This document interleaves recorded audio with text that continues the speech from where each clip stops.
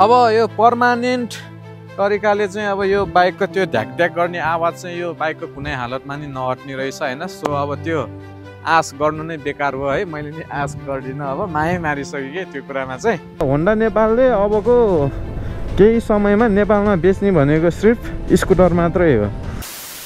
Hello guys, welcome to my new vlog. So आज चाहिँ म एक ठाउँमा जान लाग्छु। कहाँ जान लागेको छु त भन्दाखेरि म एकछिन भन्छु है। बाइक फुल रेडी, जान लागेको चाहिँ यसैको लागि हो है। अब कहाँ जान लागेको, किन जान लागेको म एकछिन भन्छु। स्वागत छ तपाईँहरू सबैलाई है मेरो आजको न्यू भ्लगमा। अनि सन्चो बिसन्चो के छ कस्तो छ यसो कमेन्ट बक्समा भनिराख्दा नि केही फरक पर्दैन।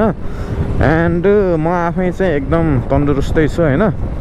सो आजको भ्लग चाहिँ के बारेमा हुन गइरहेको छ त भन्दाखेरि थम्बनेल हेरेरै थाहा पाउनुभयो होला होइन। सो म चाहिँ आज होन्डा सर्भिस सेन्टर जान लागिरहेको छु उता टेकुमा। 2 दिन अगाडि चाहिँ मैले टिकटक र युट्युबमा एउटा सर्ट भिडियो हालेको थिएँ।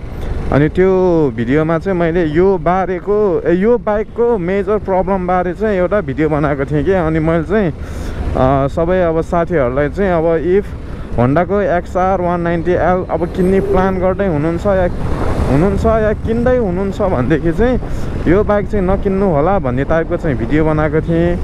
अनि त्यो भिडियोले चाहिँ हाम्रो होन्डा सोरुमलाई चाहिँ अब होन्डा नेपाललाई चाहिँ इफेक्ट परेछ कि के हो कुनै आई डोन्ट नो होइन, जस्ट माई गेस।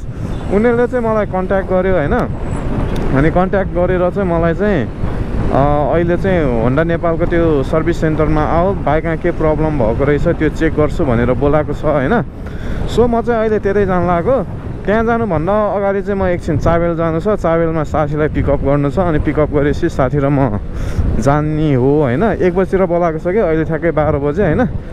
सो अब 1 बजेको टाइम दिएको छ, अपोइन्टमेन्ट भनौँ न। अब डाक्टर साहबले यो बिरामीको लागि अपोइन्टमेन्ट दिएको भनौँ न। अनि त्यो साथी चाहिँ अब त्यहाँ सर्भिस सेन्टर जानलाई चाहिने त होइन, खास चाहिँ अर्को काम नि छ कि। त्यो अरू के सामानहरू नि किन्नु छ आज मेरो 2-4वटा त होइन यार, 1-2वटा होइन। त्यसको लागि चाहिँ मेन साथी चाहियो हो। सो पहिला साथीलाई लिन जान्छु, then I will go to Honda service centre. अनि मैले चाहिँ त्यो भिडियोमा चाहिँ ठाडै भनेको थिएँ कि डोन्ट बाई दिस बाइक भनेर होइन।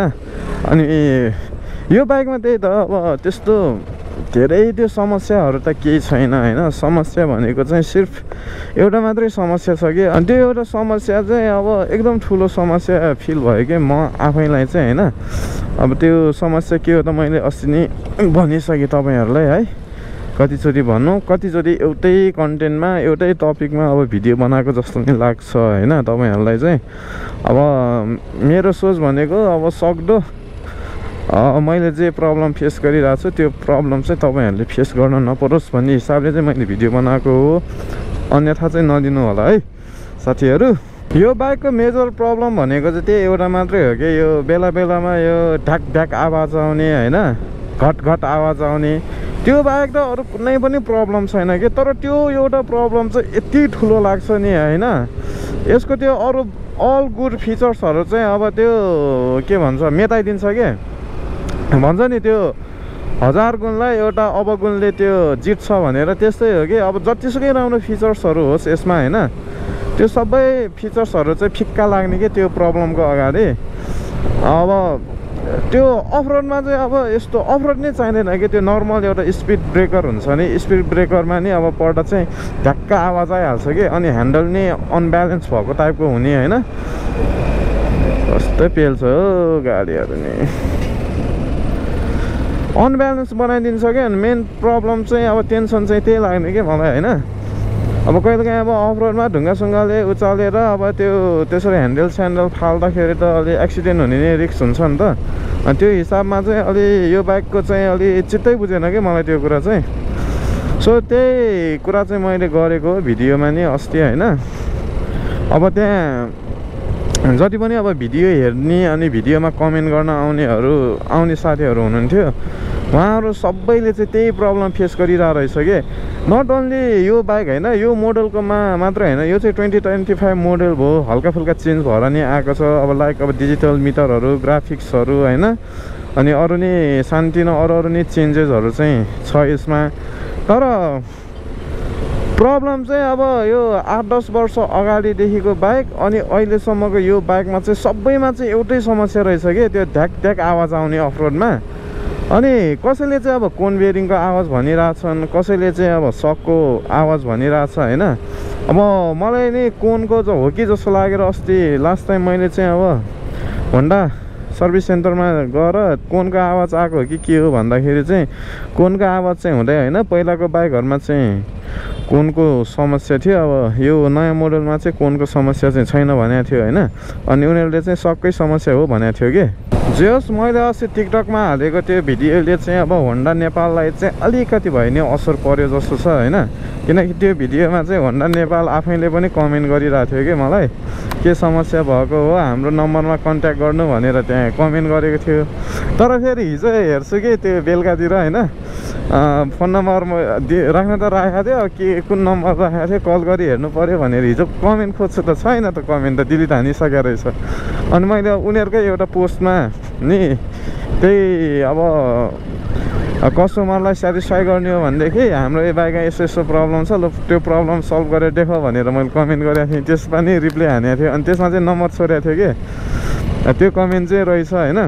जे होस्, अब मेरो त्यो भिडियोमा लगभग धेरै त होइन 150+ कमेन्टहरू आएको थियो। अनि 150+ कमेन्टमा चाहिँ अब लगभग त्यो 90% कस्टमर चाहिँ अब होन्डासँग चाहिँ अनसेटिस्फाइड नै रहेछ कि। त्यो कमेन्ट अनुसार चाहिँ अब केही साथीहरू चाहिँ अब XR 190 किन्ने प्लानिङमा हुँदो रहेछ होइन। तर त्यो मेरो त्यो एउटा भिडियोले चाहिँ अब उहाँहरूलाई चाहिँ कन्फ्युज पारेको टाइपको कमेन्ट आएको थियो कि। अनि उहाँले यसो होन्डा XR किनौँ भनेको यो समस्याले गर्दा त किनौँ कि नकिनौँ भन्ने कन्फ्युज पार्यो भन्ने टाइपको कुरा भएको थियो। यदि त्यही भएर त्यही कुरालाई उहाँहरूले सिरियसली लिएर ल धेरै नै परेन कि 15-20 जनाले मात्रै अब XR किन्न लागेको मान्छेहरूले किनेन भने नि होन्डा नेपाललाई त अब 1 करोड भन्दा बढीको अब हुन्छ नि, अब के प्रफिटै त नभनौँ, जस्ट 1 करोड प्लस अब त्यो बिजनेस चाहिँ अलिकति तलमाथि हुन्छ नि त उनीहरूको। त्यो हिसाबमा डर लागेर या के हो होइन, मलाई बोलाएको हो कि त्यो नि मलाई थाहा भएन होइन। अब त्यहाँ गएपछि नै थाहा हुन्छ अब प्रब्लम सल्भ हुन्छ हुन्न त्यो त मलाई थाहा छैन। जहाँसम्म लाग्छ मलाई त हुनै जस्तो लाग्छ किनकि अब यही बाइकमा मात्रै भएको भए चाहिँ अब प्रब्लम सल्भ नि गरिदिन्थ्यो होला। अब XR जति सबैमा यही समस्या रहेछ भनेपछि त अब म्यानुफ्याक्चर भएर आउँदै यस्तै प्रब्लम लिएरै आएको रहेछ नि त। अब होन्डा नेपालले चाहिँ अब के गर्नु पर्यो त भन्दाखेरि अब मेन डिलर अब को हो, कहाँबाट आउने हो यो बाइक, त्यहाँ कम्प्लेन गर्नु पऱ्यो कि होइन। सबै बाइक कहाँ सेम प्रब्लम छ भनेपछि त कम्प्लेन गर्नु पऱ्यो नि त मेन डिलरलाई, मेन अब त्यो म्यानुफ्याक्चर गर्ने ठाउँलाई। अब सधैँ अब यस्तै अब गाडी सेकेन्ड ह्यान्ड एउटा नर्मल सेकेन्ड ह्यान्ड गाडी आउने रकम तिरेर बाइक किन्नु छ होइन। अनि त्यो बाइकबाट चाहिँ अब कस्टमर सेटिस्फाई नभएपछि अब त्यो पछि टिक्छ त भने होन्डा नेपाल। अब यसमा अब अहिलेको त्यो अरू मान्छेको कुरा अनुसार चाहिँ के छ त भन्दाखेरि होइन, यो ढ्याक आवाज आउने समस्या चाहिँ यो XR 190 150 मात्रै रहेनछ कि यो जुन होन्डा साइन छ नि नेपालको one of the famous bike होइन, त्यो होन्डा साइनमा नि यस्तै समस्या रहेछ कि अहिले चाहिँ ढ्याक आवाज आउने।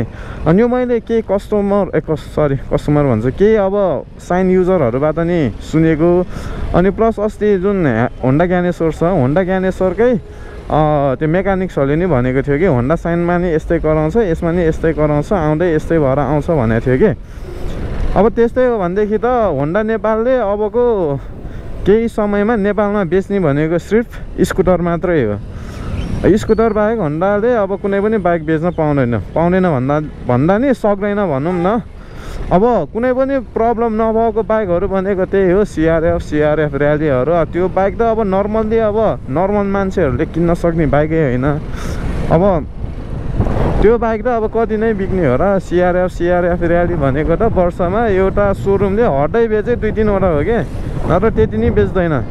बेच्ने भनेको नर्मल प्राइसको बाइकहरू हो। अब नर्मल प्राइसको बाइकहरूमा अब यस्तो प्रब्लमहरू आउन थाल्यो भनेदेखि त कस्टमरहरू जति त सब भागिहाल्छ नि होन्डा नेपालदेखि होइन।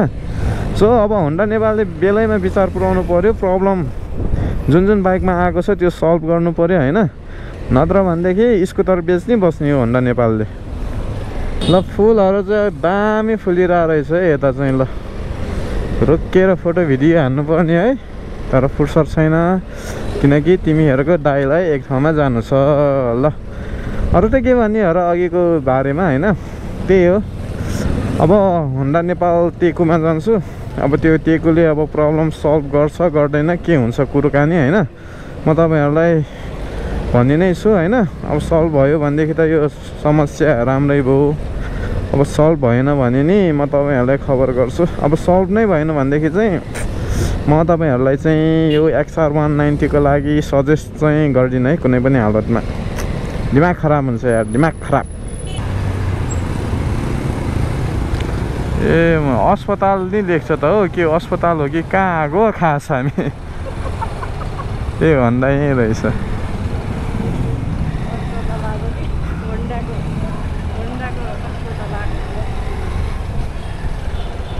बाइक पार्किङ गर्नु पर्यो कहाँ गर्ने हो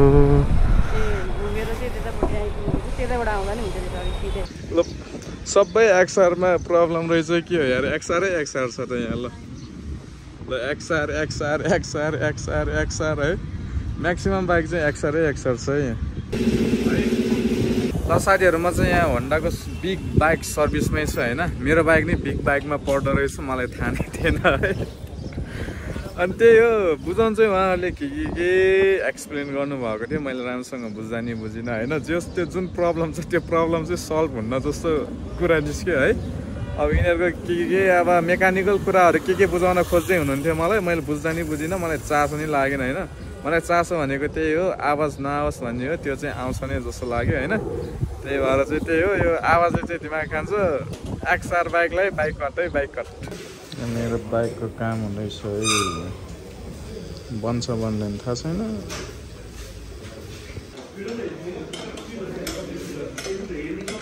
ल यहाँ के चेक हुँदैछ पार्ट्सहरू सब खोलिसक्नु भयो होइन अब एकछिनमा थाहा हुन्छ समस्या के रहेछ भन्ने यो खाले बाइकमा समस्या समाधान भएन भनेदेखि यो बाइकलाई चाहिँ खोलातिर बगाउँदै हुन्छ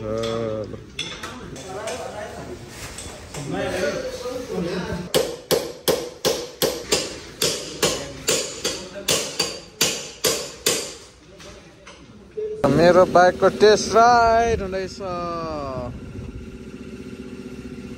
अब 2.5 घन्टा भइसक्यो म यहाँ आएको 2.5 घन्टै लाग्यो बनाउनलाई बनाएको चेक गरेको बनाएको के गरेको होइन बिल सिल नि थटाउँछ कि के गर्छ थाहा छैन होइन जसमा सब भन्छु अब भिडियो हेर्दै गर्नु होला है साथीहरू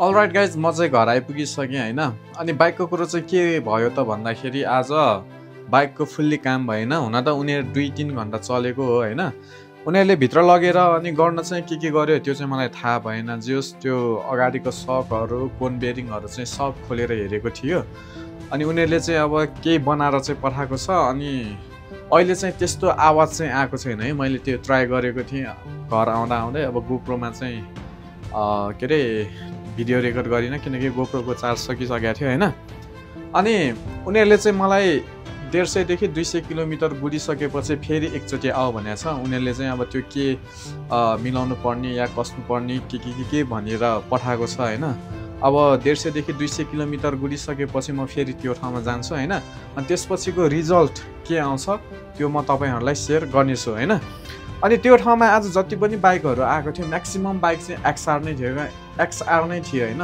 अनि एभ्री XR को प्रब्लम चाहिँ त्यही नै भनेको थियो कि अहिले नयाँ मोडलको होस् या पुरानो मोडलको होस् होइन 150 190 सबैको प्रब्लम चाहिँ त्यही रहेछ कि अनि मैले उहाँहरूलाई भन्न नि भने है सबै बाइकमा यस्तो प्रब्लम भएपछि कमसेकम तपाईँहरूले चाहिँ अब जहाँबाट बाइक आउने हो या जहाँ चाहिँ बाइक म्यानुफ्याक्चर हुने हो एसेम्बल हुने हो त्यो ठाउँमा चाहिँ कम्प्लेन किन गर्नु भएन भनेको कम्प्लेन चाहिँ उनीहरूले नि गर्न चाहिँ गरेको हो अरे होइन जहाँबाट आउने हो तर भन्दै नै अब उनीहरूले चाहिँ अब जुन ठाउँ आउनुपर्ने ठाउँ हो आउने ठाउँ हो त्यहाँबाट चाहिँ अब मिलाएरै पठाएको छैन अरे होइन। अनि त्यो हिसाबमा चाहिँ अब कुरो चाहिँ अब के निस्क्यो त भन्दाखेरि यो टोटल्ली चाहिँ अब आवाज आउँदै नआउने भन्ने चाहिँ हुँदैन होइन।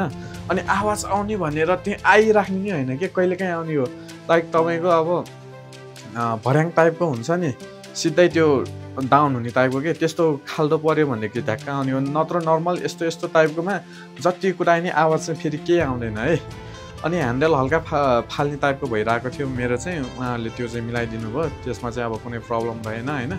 अब नेक्स्ट टाइम त के भन्नु, अब 150 देखि 200 किलोमिटर गुडिसकेपछि म फेरि त्यहाँ जान्छु। अनि उहाँहरूले चाहिँ अब त्यति किलोमिटर गुडेपछि चाहिँ अब केही अझै मिलाउनु छ भन्नुभएको थियो होइन।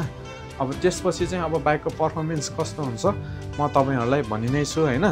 सो लास्टमा चाहिँ के भन्न चाहन्छु त भन्दाखेरि यदि तपाईँहरू चाहिँ एक्सआर बाइक किन्ने प्लानमा हुनुहुन्छ भनेदेखि केही समयको लागि होल्ड गर्नुहोस् होइन। अब त्यसपछि अब मेरो नेक्स्ट टाइम अब जे चाहिँ उनीहरूले बनाइदिन्छु भनेको छ या मिलाइदिन्छु भनेको छ त्यो मिलाइसकेपछिको पर्फर्मेन्स कस्तो हुन्छ म त्यो तपाईँहरूलाई भनि नै छु होइन। त्यसपछि मात्रै एक्सआर बाइक लिने नलिने डिसिजन लिनु होला है त। Few days later.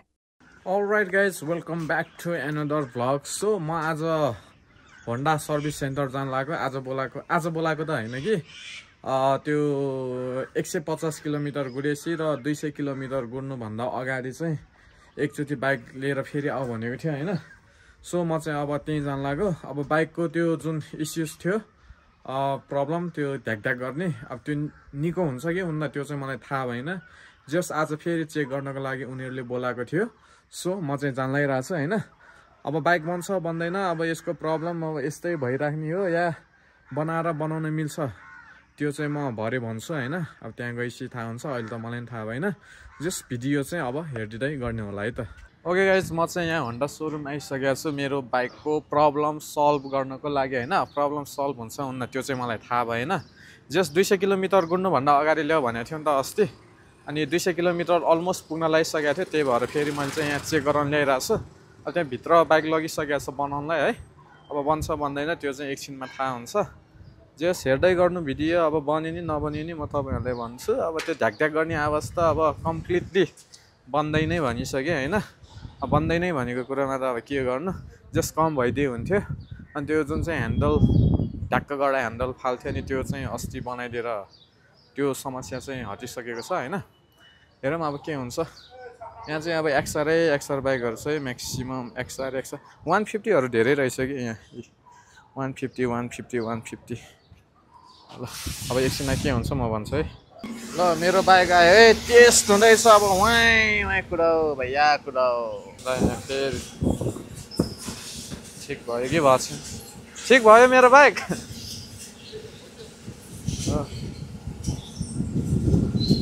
त्यो क्यार गरेको नि बनाउनु भयो त्यो चाहिँ, त्यो क्यार र कराउने त्यो नि हेरिदिनु है।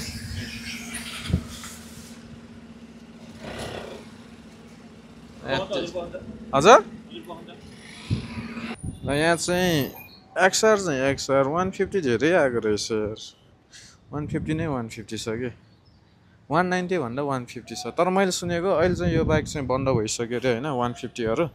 अनि किन बन्द गर्यो भन्दाखेरि चाहिँ यसको कारणले चाहिँ 190 चाहिँ सेलै भएन अरे कि, त्यही भएर चाहिँ 190 बिकाउनलाई चाहिँ यो 150हरू चाहिँ सब त्यो अब म्यानुफ्याक्चरै बन्द गर्यो भन्ने सुनेको थिएँ। अब हो कि होइन चाहिँ थाहा भएन है।